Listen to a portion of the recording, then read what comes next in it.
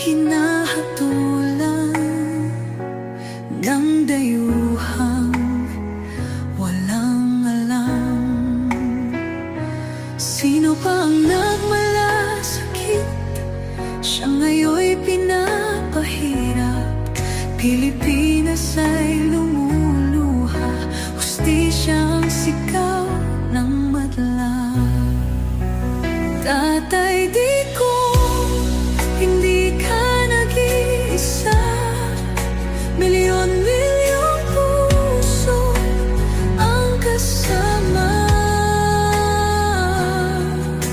Ang bayang minahal mo ng tapat, hindi kailanman lilimot sa iyong hirap.